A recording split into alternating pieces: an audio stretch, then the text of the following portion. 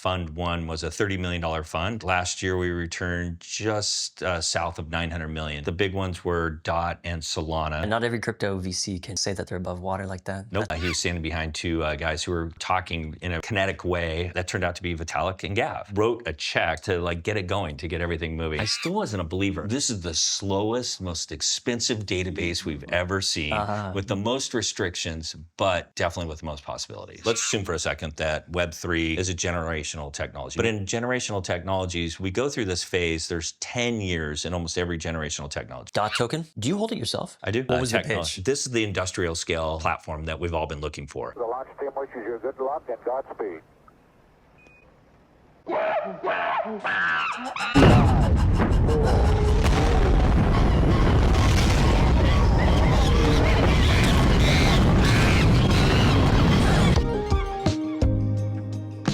Space Monkeys blasting off with John Squire. He's a general partner at Blockchange Ventures.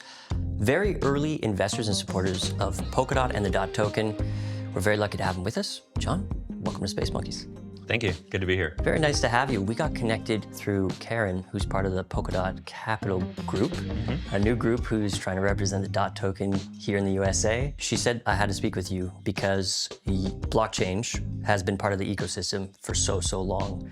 You were kind of telling me a little story before we got rolling here about how Blockchange started with your partner, Ken. So Ken Seif had a couple of venture funds, and they were all in technology, primarily focusing in retail, so building out a number of SaaS and hardware technology pieces.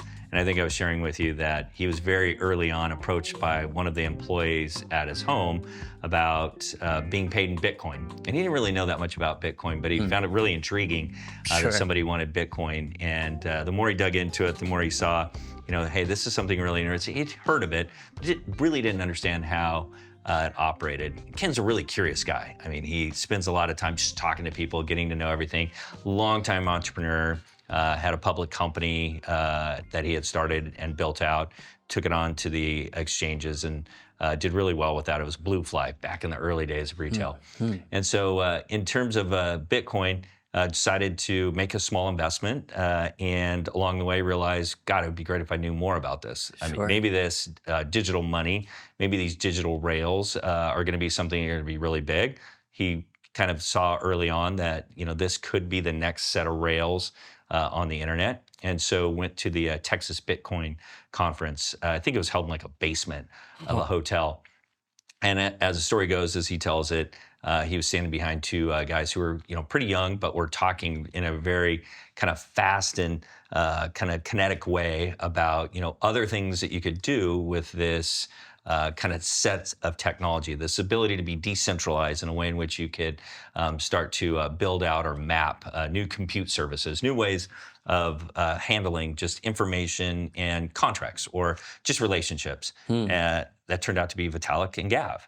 And so Ken, being Ken, just had this long talk with them, realized they were doing something really unique. He didn't know what it was, but felt like, with anybody who identifies entrepreneurs, it could be great, and an idea that's just budding, he wanted to learn more about it. So I think what ended up happening was that Ken wrote a check, or at least said he would write the check towards the end of that weekend to help fund this, to get it going, to get everything moving. And so in that just really early relationship, with what would become Ethereum, and then when Gav decided that he was going to step out and build kind of his own thing, Ken was there to invest in that really early. That's wild. I mean, what was the housekeeper, the nanny? Yeah, it was I think it was the nanny. The nanny who said, hey, if you could pay me in Bitcoin, that'd be great. And it was just being able to transfer value very, very quickly. Yeah, well, I mean, he had the insight to see the potential there too. That's amazing. I wonder what that discussion was like with Gavin Vitalik.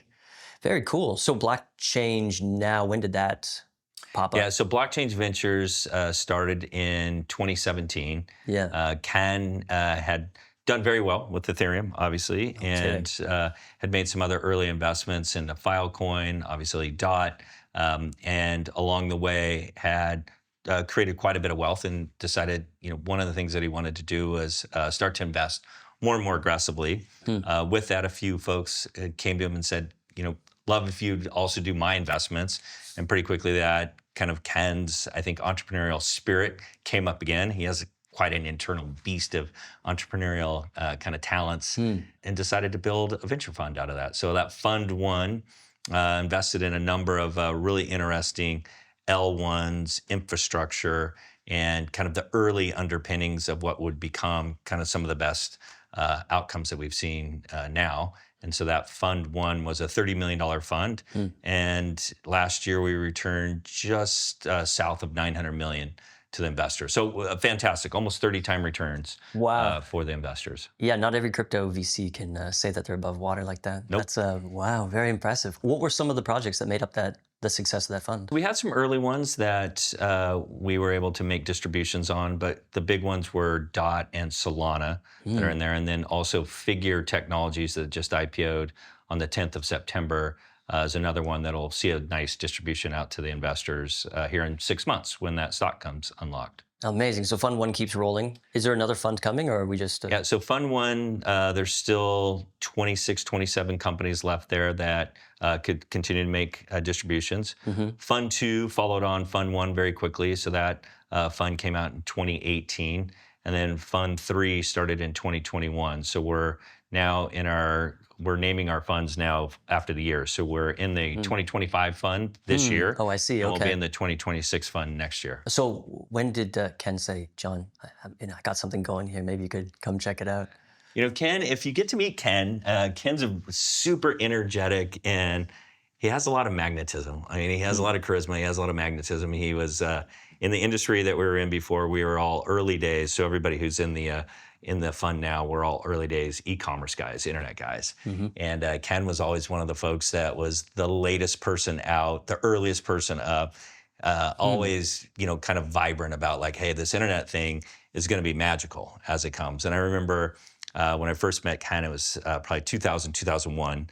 At that point, at a very small conference, tiny conference, shop.org, and it was just getting going where we were starting to talk about like, what if this internet thing, we could, you know, sell a whole bunch of different products online. And this is, you know, just a few years after Amazon started. Wow. And Ken was just one of those people that kind of could lead a large group in a conversation, be thoughtful and drive forward.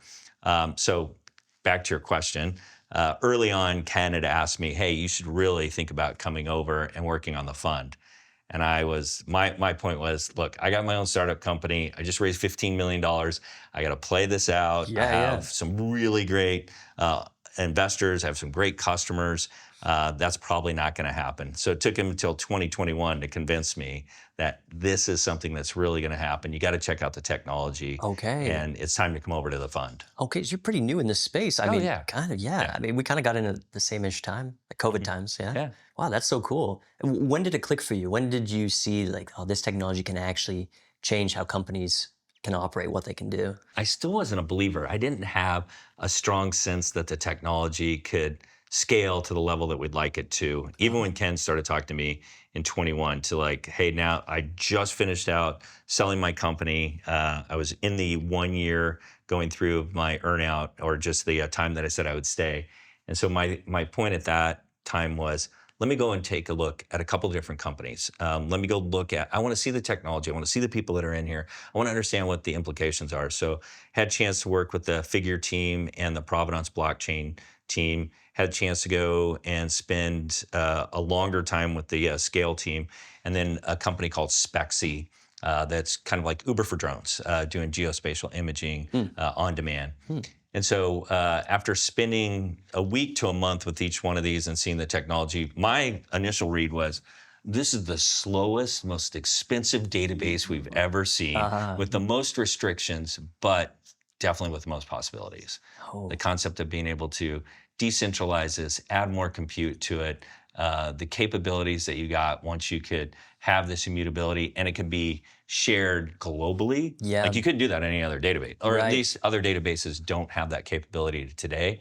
And then the capability to just trigger actions based on those contracts, that's what got me really excited. But I knew at that point in 21, 22, still had a long ways to go to scale, to get anything, scale with a C, to get anything that was going to meet the needs of kind of enterprise class enterprise. Yes, because what do we have back then? We had Ethereum, which was way too expensive to use in 21, and then a bunch of potential projects like Cardano was making claims. I think Solana was just coming up.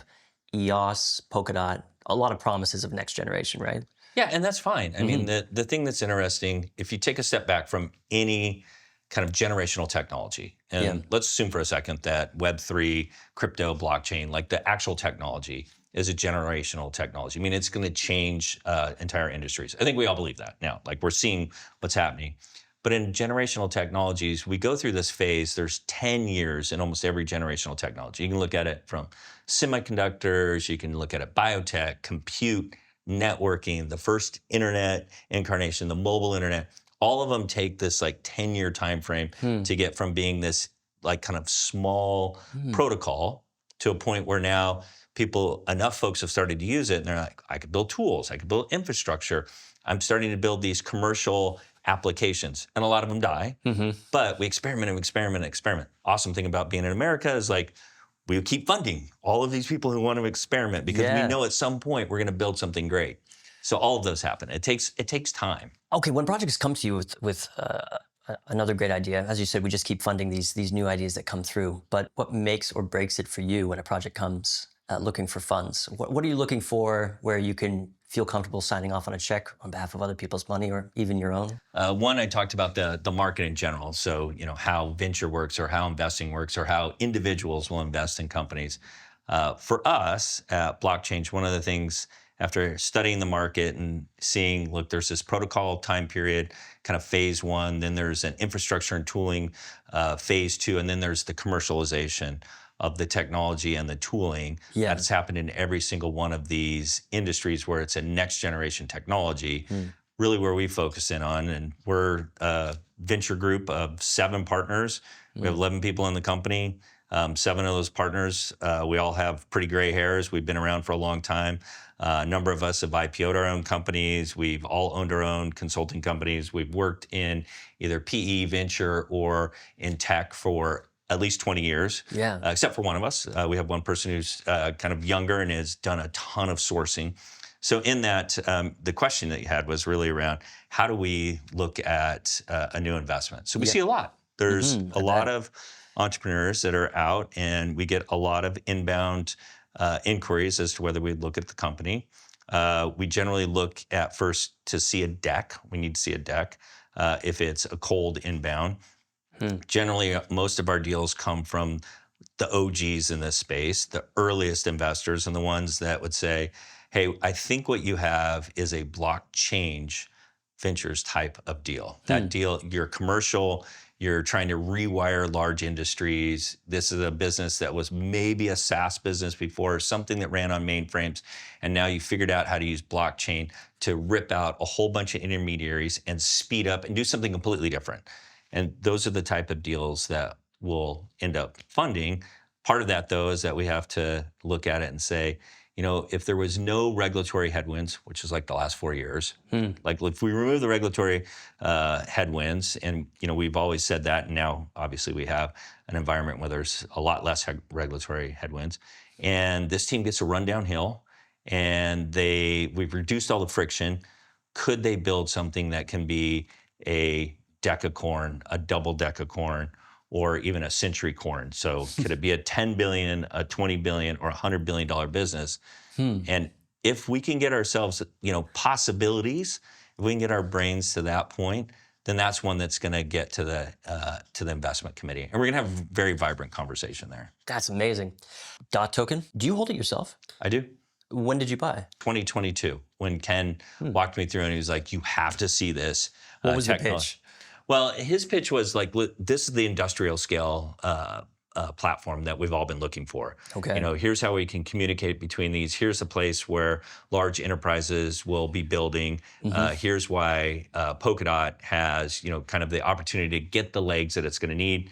At that time, very few enterprises were even testing what they were going to use from a blockchain perspective. And when I looked through the technology and then read the papers and saw kind of where that environment was compared to many of the others, DOT just felt like it had all the best potential, right? Like Polkadot had the best potential. Yeah, I felt that too. You know, the thing that large enterprises need is they need a really high level of security and belief in the security and auditability.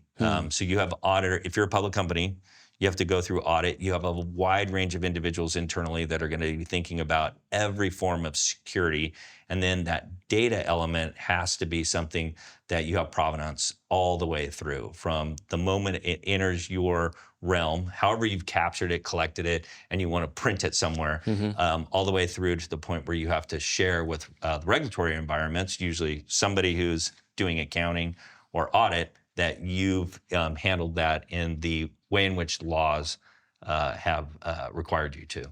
Gotcha. So 2022 for you. And for the fund, has DOT made its way back into the fund every year, or was it just in the early days? So we have DOT in a couple of the different funds, and we're usually a very early investor. So one thing to think about is that our fund is a seed and Series A. So we're always looking at kind of what are the earliest kind of opportunities for us to invest.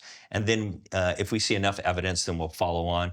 But we're not a Series B, Series C, and we don't publicly go out and acquire any tokens. So we're not doing any liquid hedge fund activities. DOT's a little mature now to keep putting it in the funds. Is that what you mean? Yeah, gotcha. Yeah, it's been around for a bit. Yeah.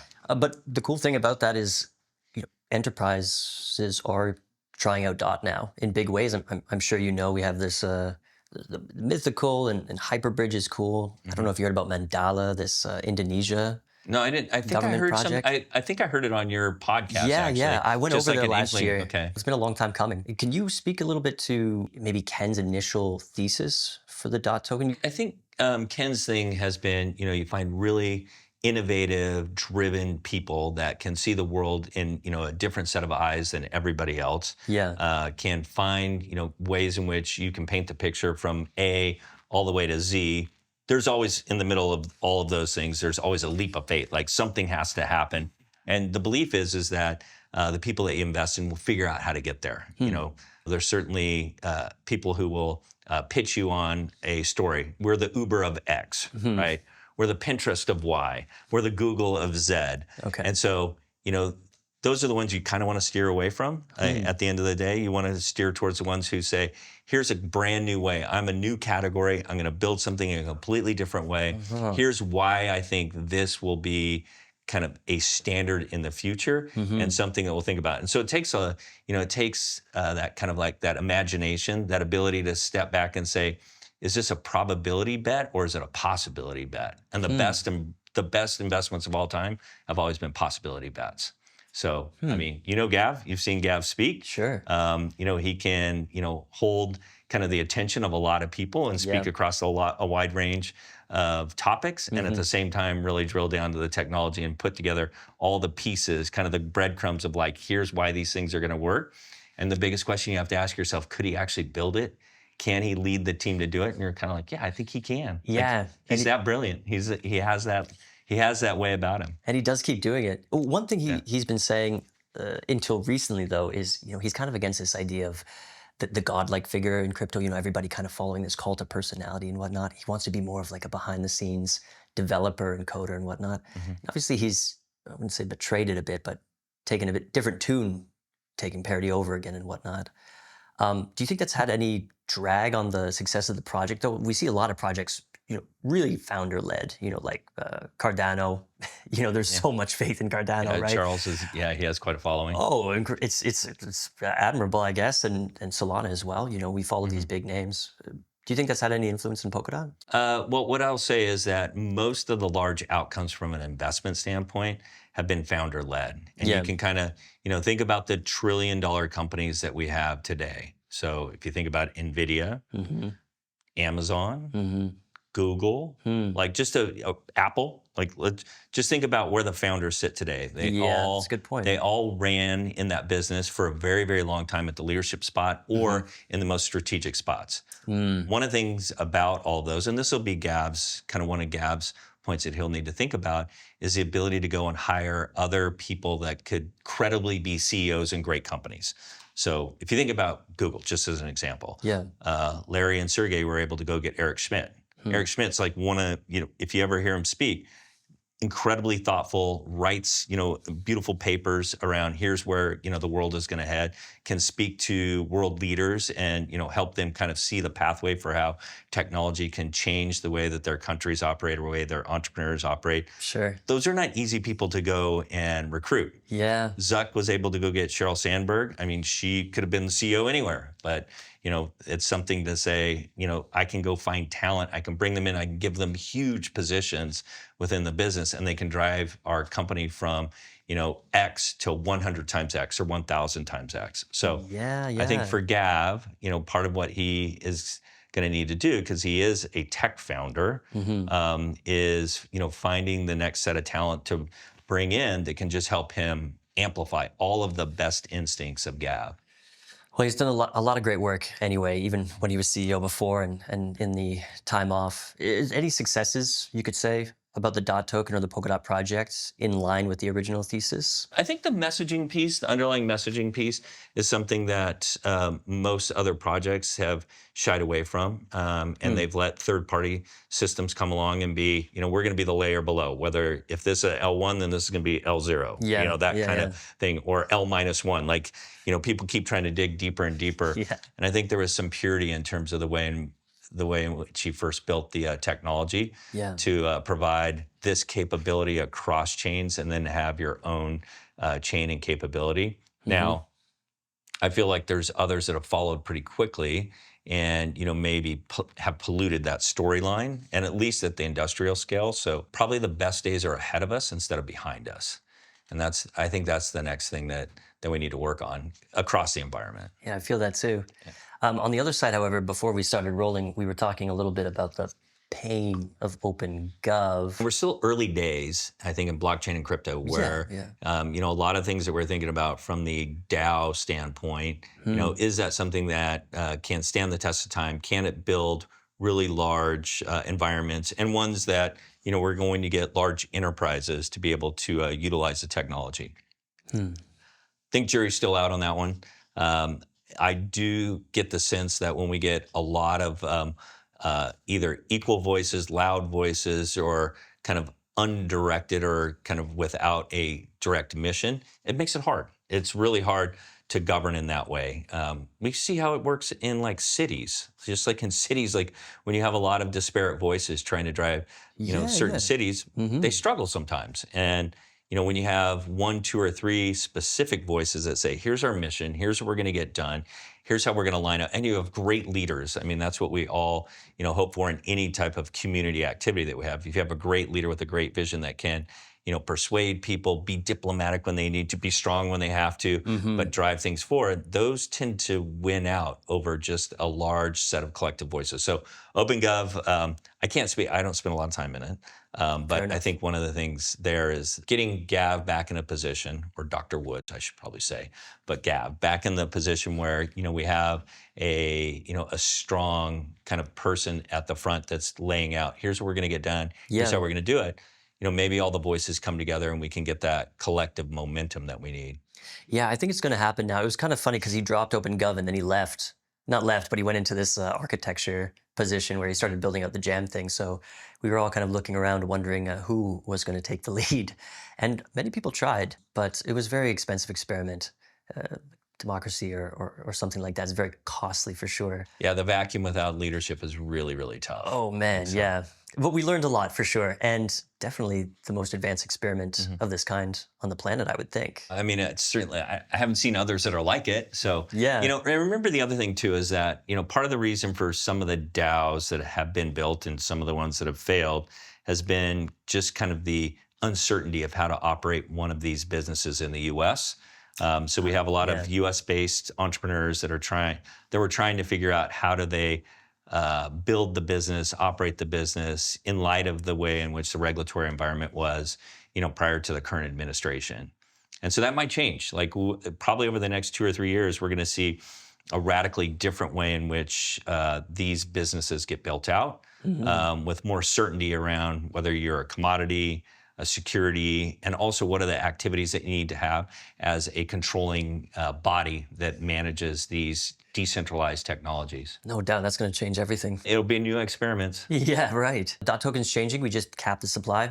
From your point of view, good, bad, neutral? If we just continue to do the same thing that we've been doing, we're Right. probably going to get the same results. Yeah, They're yeah. not going to change. And Yeah, we were at issuance of like 8% of supply and slightly declining year over year, but it's pretty heavy. yeah, this is one of those pieces where you've now put a restrictor in, and Yeah. now we're going to get to see with restriction, what's going to bubble up as truly, economic benefit to the network, and what are those things that were draws on that benefit. And I think, if we just keep continuing where we're at, it wasn't a good pathway. So we needed to make a change.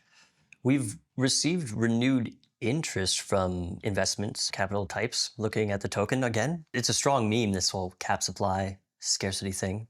Do you think that's going to play at all or not so much? Well, I think it comes down to the communication out to the street and Yeah. out to the capital market. So Karen and David are out, doing the good work of being able to describe this and, explain to folks that are looking in at the environment and asking, okay, how's this actually going to operate? Is this just going to, keep emitting, or are we going to constrict? So I think, that's remains to be seen, right? This is brand new. Like the vote was how long ago? It finished a few weeks ago. Yeah, first step down is 54% in issuance on Pi Day. Are you excited by it?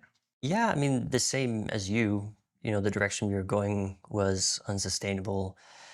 And there was really no pressure to make the network valuable and get things done. We could just live off of the issuance. So once we see this come down, so like the tide starts to go out, because the tide was coming in. Hey, here's all these tokens, Yeah. Tide keep coming in. Now the tide starts to roll out. What do you think the first thing is that gets exposed?